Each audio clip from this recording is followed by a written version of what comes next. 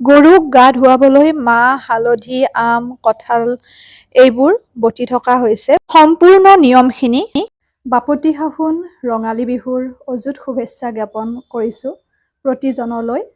লগতে আজি গৰু বিহুৰ অযুত শুভকামনা জনাইছোঁ। যিহেতুকে আজি গৰু বিহুৰ অযুত শুভেচ্ছা জ্ঞাপন কৰিছোঁ প্ৰতিজনলৈ। প্ৰথম কামটোৱে হৈছে ৰাতিপুৱা শুই উঠিয়ে গৰু আৰু ছাগলীৰ শিঙত তেল দিয়া। যিহেতুকে ব'লক আপোনালোককো মই গোটেইখিনি প্ৰচেছ বা আমাৰ ইয়াৰে নীতি নিয়ম আপোনালোকক মই দেখুৱাবলৈ চেষ্টা কৰিম। এই গৰু ছাগলীক শিঙত দিয়া তেল যদি আমি ঘঁহো বা মানুহে যদি ব্যৱহাৰ কৰোঁ, তেতিয়াহ'লে বিভিন্ন ৰোগ নিৰাময় হয় বুলি লোকবিশ্বাস আছে। গৰুৰ শিঙত আমি তেল দিম আৰু এই তেল যেতিয়া মানুহে ব্যৱহাৰ কৰিব, তেতিয়া বিভিন্ন ৰোগৰ পৰা নিৰাময় হ'ব। যেনে বসন্ত, বিভিন্ন ছালৰ ৰোগ। এয়া বছৰৰ পৰা বছৰলৈ যেন বাপতিসাহোন বিহুটিলৈ অপেক্ষাত ৰোৱা যায়। যেনেকৈ ভোগালী বিহু, ঠিক তেনেদৰে ৰঙালী বিহু বা কঙালী বিহু। প্ৰতিটো বিহুৰ লগতে যিহেতুকে প্ৰতিজন চহা জীৱনৰ আৱেগ জড়িত হৈ আছে, বহুত বেছি ভাল লাগে। আৰু আজি যিহেতু গৰু ধুৱাব লাগিব, গৰু ছাগলী সকলোকে তেল দি ল'লো। তাৰপিছত ছাগলী গৰুক তেল দিয়া কাৰ্যসূচী হৈ গ'ল। এতিয়া আমি লাও বেঙেনা মালা বনাব লাগিব, যিহেতুকে গৰুক খুৱাব লাগিব সন্ধিয়া। আৰু তাৰ লগতে আমি বিভিন্ন মাহ হালধিখিনি পিচি ল'ব লাগিব। ব'লক, জীৱ জন্তু থাকিলেহে সম্পূৰ্ণ ঘৰ এখন হয়। বহুত বেছি ভাল লাগে জীৱ জন্তু। এয়া ৰাতিপুৱা যেতিয়া আমি চাহ খাওঁ, তেতিয়া ইহঁতৰো এয়া। এতিয়া আমি মাহ হালধিখিনি পিচি ল'ম। এয়া হৈছে মাহ আৰু এয়া কঁঠাল, এয়া হালধি আৰু এয়া হৈছে আমৰ কুহি। এইখিনি যিহেতু আমি গাত ঘঁহিব লাগিব, ধুনীয়াকৈ পিচি ল'ম।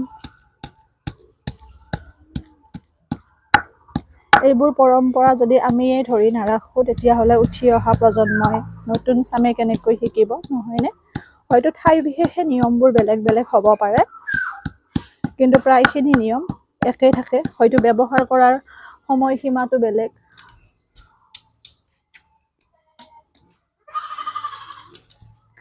ছাগলী ট্ৰাইপডডালতে একদম বগৰাই দিব খুজিছিল।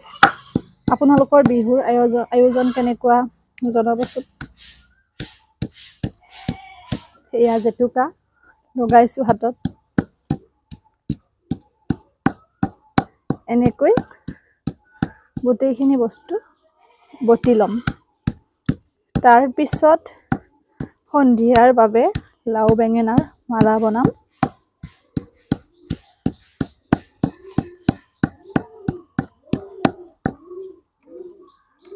এয়া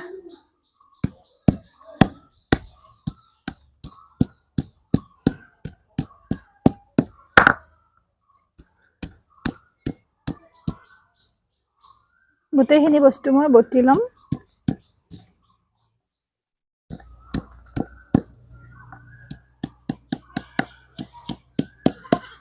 তাৰপিছত আপোনালোকক লগ পাই আছোঁ, যিহেতুকে বটিবলৈ জানে। এয়া হালধি, এয়া আমৰ কুহি আৰু এয়া মাহৰ দাইল।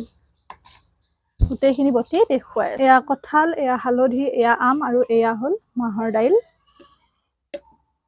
লাও বেঙেনাখিনি কাটিম মালা বনাবৰ কাৰণে। মই মাথো প্ৰচেছটোহে আপোনালোকক দেখুৱাই গৈছোঁ। আমাৰ এইফালে কেনেকৈ গৰু বিহুৰ দিনাখন কি প্ৰস্তুতিৰে পালন কৰা হয়। যিহেতুকে চহৰত থকা সকলে বা উঠি অহা প্ৰজন্মই এইবোৰ দেখা নাপায়, হয়তো অকণমান হ'লেও উপকৃত হ'ব। তথাপিও কিন্তু আজিকালি মাক দেউতাকবোৰ যিহেতু শিক্ষিত, গতিকে বজাৰৰ পৰা কিনি আনি হ'লেও একাংশই দেখুৱাবলৈ চেষ্টা কৰে পৰম্পৰাবোৰ আমাৰ। সেইটো বস্তু মই দেখিছোঁ। এনেকৈ আমি এতিয়া কাটিম। ৰাতিপুৱা দেউতাই একেবাৰে পুৱাতে উঠি পেলাই বনাইছিলে, কিন্তু মোক নৰৈ পেলাই বান্দৰ ইয়াতে যিহেতুকে বহুত, বান্দৰে গোটেই মালাখিনি লৈ গ'ল। মই বোলো কেনেকুৱা, মোক ৰোৱা নাছিলে নহয়।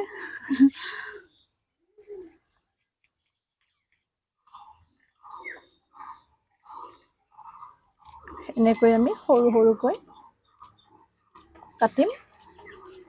আৰু যেতিয়া মই লাও পুল্লা পিঠাৰ ভিডিঅ'টো দিছিলোঁ, বহুতে কৈছিল যে বিহুৰ ভিতৰত লাও পুল্লা পিঠাটো খায়, ঠাই বিশেষে হয়তো খাব পাৰে, কিন্তু আমি আজি গৰুক যেতিয়া এয়া লাও মানে দিম, খুৱাম, তাৰপিছত আমি বিহুৰ ভিতৰত জাতিলাও বা পানীলাও নাখাওঁ। অৱশ্যে ৰঙালাওৰ লাও পুল্লা পিঠাটো খোৱা হয় বিহুৰ ভিতৰত। আৰু লাও বেঙেনাৰে বনোৱা মাৰিকেইডালক চাটমাৰি বুলি কোৱা হয়। লাও, বেঙেনা, লগতে থেকেৰা আৰু হালধি। কিন্তু আমাৰ আকৌ বেঙেনা আৰু লাও এই দুবিধ বস্তুৰেহে মালা বনোৱা হয়।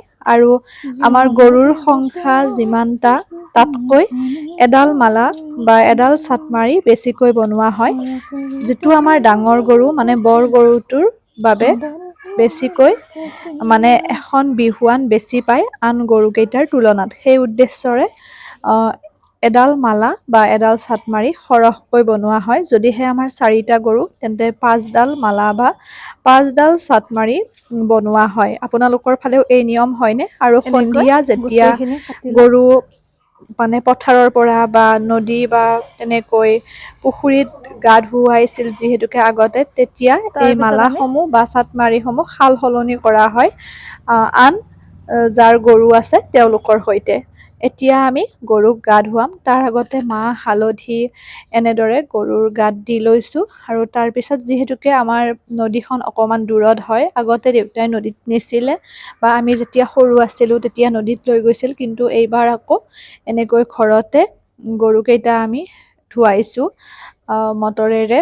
কিন্তু সেই আনন্দ সুকীয়া আছিল যেতিয়া নদীত লৈ গৈছিল বা পুখুৰীত ধুৱাইছিল। সকলোবোৰ একলগ হৈ একগোট হৈ, কিন্তু সময়ৰ লগে লগে যেন ক'ৰবাত সেইবোৰ গাঁওসমূহতো হেৰাই যাবলৈ ধৰিছে। তথাপিও আমি এনেদৰে হ'লেও পৰম্পৰাবোৰ ধৰি ৰাখিব লাগিব। আৰু ইয়াৰ পিছত আমি গৰুক গা ধুওৱা হোৱাৰ পিছত দীঘলতিৰ পাতেৰে গাত দিব লাগে। তেতিয়া বিভিন্ন তাত নীতি নিয়ম অন্তৰ্নিহিত হৈ আছে বা প্ৰতিটো বস্তুৰে এটা অৰ্থ লুকাই থাকে। সেই উদ্দেশ্যৰে আমি গোটেইখিনি কামৰে এটা এটা অৰ্থ থাকে যিহেতুকে, যেনেকৈ সন্ধিয়া আমাৰ যেতিয়া জাগ দিয়ে মানে যিটো ধোঁৱা দিয়ে, সেই ধোঁৱাটোৰো বহুত বেছি উদ্দেশ্য আছে। লগতে কেইডালমান নিৰ্দিষ্ট মানে ধৰি লওক গা গছেৰে সংমিশ্ৰণ কৰি পেলাই সেই ধোঁৱাটো দিয়ে, যিহেতুকে ধৰি লওক আপোনাৰ মাখিয়তী, তাৰপিছত আপোনাৰ আগ্ৰা বুলি এটা গছ আছে সেইটো দিয়ে, হাতী খুৰা, তাৰপিছত বিহলঙি, তেনেকৈ বিভিন্ন গা গছ মিলাই পেলাই সন্ধিয়া জাগটো দিয়ে। আৰু আজিৰ পৰাই বিচনীৰ ব্যৱহাৰ হয়। যেতিয়া বিচনীবোৰ আমি ধুই পখালি দিওঁ আৰু তাৰপিছত প্ৰতিটো ঘৰতে সেই বিচনীৰ বাহ লগাই দিওঁ, লগতে সন্ধিয়া জাগটো আমি ধুনীয়াকৈ বিচনীৰ সহায়ত বিচি দিওঁ। আৰু আজিৰ পৰা আমি বিচনীৰ প্ৰয়োগটো ঘৰত হয়। এইটো নিয়ম হয়তো ঠাই বিশেষে হ'ব পাৰে, কিন্তু আৰু ক'ৰবাত নহ'বও পাৰে। এনেকৈ আমি গৰুটো ধুৱাই দিছোঁ। আৰু কিছু কিছু পাৰ্ট মই ল'ব নোৱাৰিলোঁ, তাৰমানে মোৰ যিহেতুকে কেমেৰা ধৰি দিয়া মানুহ নাই, গতিকে ট্ৰাইপডৰ সহায়ত মানে কিবা এটা মিষ্টেক হৈ থাকিলে। ধোৱাখিনি আছে গৰুক, তাৰপিছৰ পাৰ্টখিনি মানে যিখিনি মই দীঘলতিৰ পাতেৰে দিছিলোঁ গৰুৰ গাত, সেইটো। আৰু লাও খা বেঙেনা খা বছৰে বছৰে বাঢ়ি যা, মাৰ সৰু বাপেৰ সৰু তই হবি বৰ গৰু। এই পদফাকি যদি নাগাওঁ গৰু বিহু বিহু লাগিবনে বাৰু?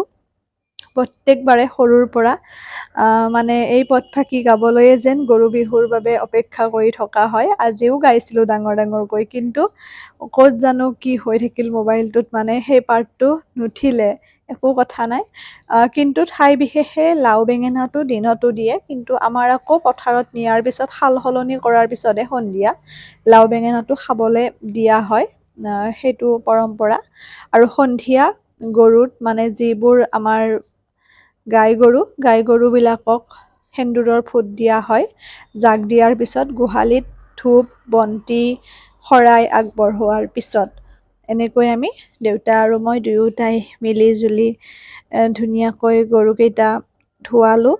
কোনোবাখিনিত মিছ কৰিছোঁ, সৰুতে যে দৌৰি দৌৰি গৈছিলোঁ দেউতাহঁতৰ পিছে পিছে নদীলৈ, সেই সময়খিনি। তথাপিও আজিকালিতো প্ৰায়ে লুপ্তপ্ৰায় হৈ যাব ধৰিছে কিছুমান পৰম্পৰা। গতিকে আমি দেখুৱাব লাগে উঠি অহা সন্তানক, যুৱ প্ৰজন্মক, যাতে তেওঁলোকে হেৰাই যাবলৈ নিদিয়ে সময়ৰ সোঁতত, লগতে আধুনিকতাৰ প্ৰকোপত। কাৰণ এইবোৰ পৰম্পৰাই আমাৰ সম্প্ৰীতি মিলা প্ৰীতি এইবোৰ বৰ্তাই ৰাখে। সেই উদ্দেশ্যৰে এনেকৈ আমি গৰুক গা ধুৱাওঁ। দেউতাই ছাগলী কেইজনীকো ধুৱাই দিছে।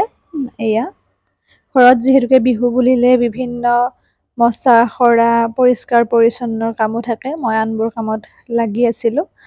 এয়া ছাগলীবোৰকো ধুৱাই দিয়া হৈছে। লগতে এয়া হাঁহৰ পোৱালি দেখিছেনে, ইমান মৰম লগা ঘৰত পোৱালি জন্মিছে নতুনকৈ। শেষত আকৌ এবাৰ কৈছোঁ, হেপী ৰঙালী বিহু। ৰঙালী বিহুৰ অযুত শুভেচ্ছা প্ৰতিজনলৈকে।